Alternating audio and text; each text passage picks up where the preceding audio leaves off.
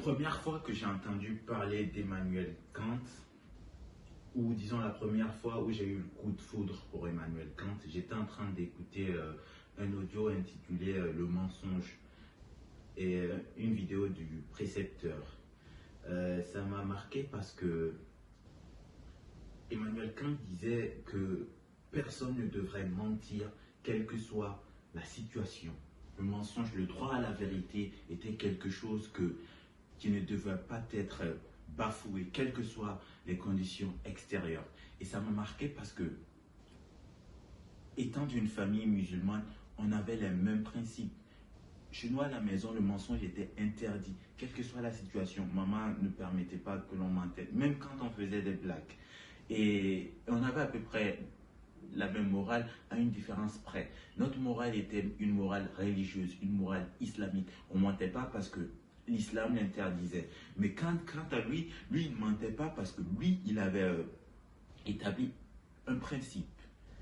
Et se basant sur ces principes-là, il en a déduit que le mensonge était quelque chose qu'il ne fallait pas faire. Et là, je me suis dit, waouh, ce mec-là, il est fort. Ce mec-là, il est fort. Pourquoi? Parce que il arrive à établir sa morale par lui-même, alors que moi, j'établis ma morale par rapport à une religion. Et donc, je me suis intéressé un peu plus. Je me suis dit, vas-y, je vais écouter un peu plus du Kant. Et j'ai essayé de comprendre. Vous voyez, la morale, qu'est-ce que c'est? La morale, c'est le bien et le mal. La morale, c'est ce qui nous permet de déterminer si quelque chose est bien, on le fait. Si c'est mal, on ne le fait pas. Et il y a différents types de morale. Il y a ceux qui sont de la morale religieuse, comme les miens, comme moi. Il y a les utilitaristes, leur morale est basée sur l'utilité. Et il y a ceux qui ont leur morale basée sur les principes ou le raisonnement. Et ça, c'est la morale de Kant. Kant a établi un principe qu'on appelait l'impératif catégorique. L'impératif catégorique, ça dit que agis selon la maxime selon laquelle que tu voudrais que ça devienne une loi universelle. C'est-à-dire, quand tu fais quelque chose, si tu voudrais que ce que tu es en train de faire, que tout le monde le fasse, alors fais-le. Mais si tu fais quelque chose et que tu ne voudrais pas que tout le monde le fasse, ne le fais pas. C'est de cela que Kant a déduit que l'on ne devrait pas voler, parce que si tu voles, tu permets à tout le monde de voler, ça amène où? Ça amène à une société nuisible. Donc on ne mentira pas. C'est de là que Kant a tiré sa théorie sur le mensonge. Je ne mens pas parce que si je me mets à mentir, tout le monde va mentir. Et si tout le monde ment, la confiance dans la société va être détruite. Il n'y aura plus de commerce, il n'y aura plus de prêts, il n'y aura pas de vivre en société en quelque sorte. Et de son temps, il y a une personne appelée Benjamin Constant qui a dit le truc avec Kant, c'est que Kant est catégorique. Kant dit en aucun cas, on devrait mentir, quelle que soit la situation. Et il y a un de ses contemporains qui dit, bon, quand je suis d'accord avec toi avec le fait que l'on ne doit pas mentir, le droit à la vérité est quelque chose dont on doit soutenir. Mais je ne suis pas d'accord sur le fait que tu dises qu'il n'y a pas d'exception. Et Benjamin Constant a pris un exemple d'un meurtrier qui toque à ta porte et qui voudrait faire la peau à sa victime qui s'est réfugiée sur toi. Vas-tu dire au meurtrier que la victime est chez toi? Dans ce cas-là, il dit à Kant que si tu dis la vérité dans ce moment-là, tu dis quelque chose tu donnes une donnée qui va permettre au meurtrier de faire quelque chose de mal. Donc la vérité n'est pas quelque chose que tu dois dire à ce moment-là. Parce que même les principes de Kant sont fondés sur le fait que le bien-être de la société, quoi. Donc si tu donnes la vérité en ce moment-là, tu nuis. Tu vas à l'encontre de l'esprit de la loi. Saint Thomas d'Aquin, si je me rappelle bien, qui dit la loi, l'esprit de la lettre et la loi de la lettre. Donc tu vas à l'encontre de l'esprit de la lettre. Donc, dans ce cas-là, il dit que quand tu es en train de prétendre que dans ce cas-là, tu dois dire la vérité et cela n'est pas correct. Et Kant va lui répondre, Kant va lui dire, il n'y a pas d'exception. Non. Même dans le cas où le meurtrier demande sa victime, tu ne devrais pas mentir. Pourquoi? Parce que Déjà, ce truc, vous savez, dans notre société, on dit souvent ah, l'exception fait la règle. Mais c'est pas vrai, l'exception n'a jamais fait la règle.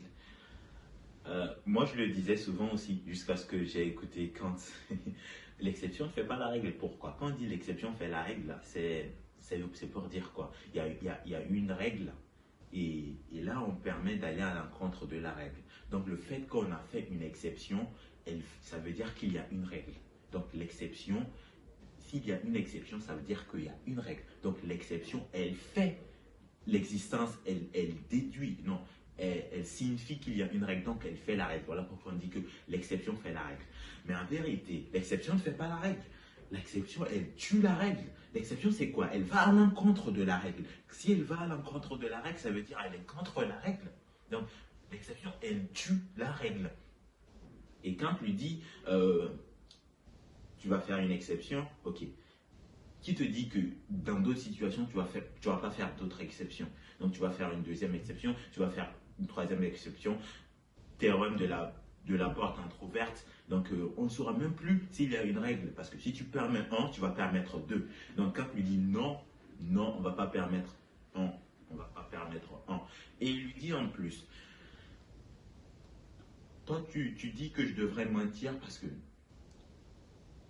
tu t'es créé un scénario dans la tête, un scénario selon lequel tu vas dire la vérité et le meurtrier va rentrer, il va se tuer sa victime. Qui te dit que quand tu vas lui dire la vérité, les voisins vont pas accourir?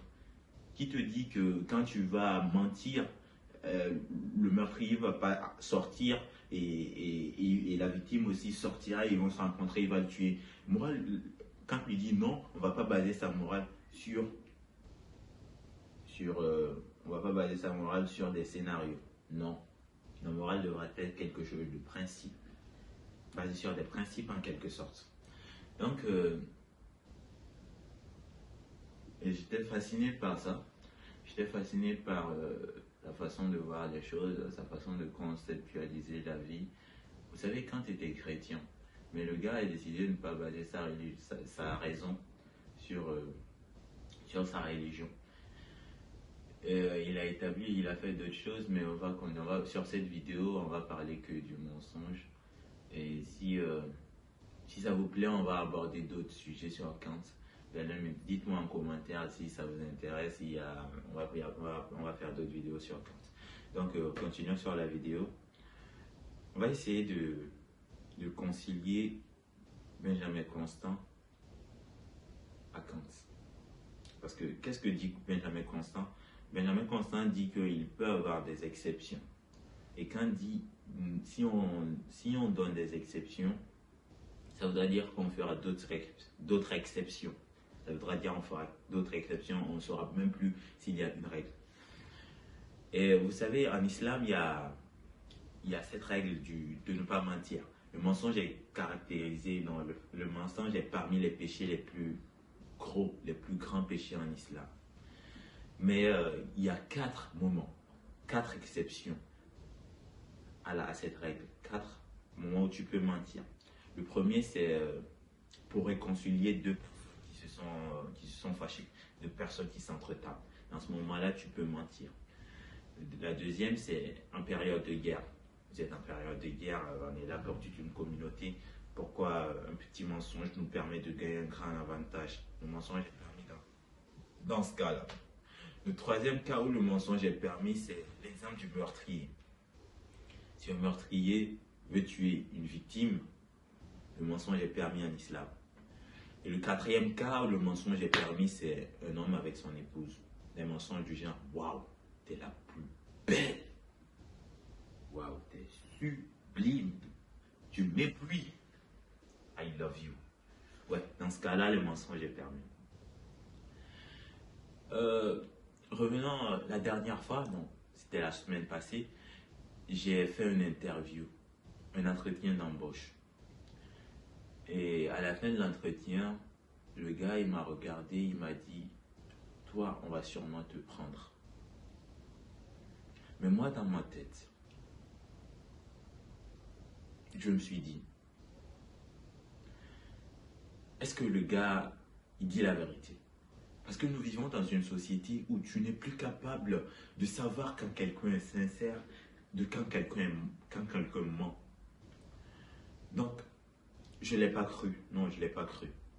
Même si au fond de moi, j'aimerais le croire. Mais je ne l'ai pas cru.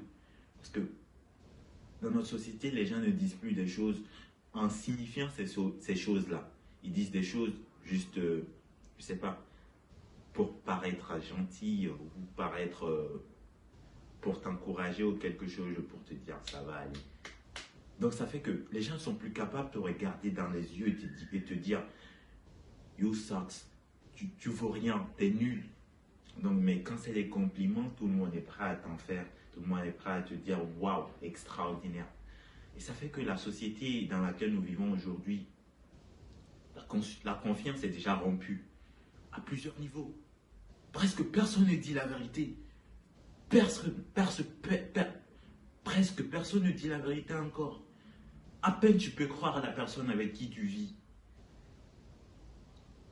Donc, en tout cas, moi, j'ai décroché. Et décroché. Quel que soit ce que les gens me disent actuellement, je doute. Je doute. Il y a vraiment peu de personnes à qui j'ai confiance en eux. Je connais quelques personnes qui disent ce qu'ils pensent et qui pensent ce qu'ils disent. Mais la majorité des gens sont éclatés, je vous assure. C'est tout pour cette vidéo. Je vous incite à vous abonner. Sur ma chaîne, on parle de développement personnel, on parle de pensée philosophique, on parle d'histoire inspirante. C'était Mohamed Ali. Que Dieu vous bénisse. Merci.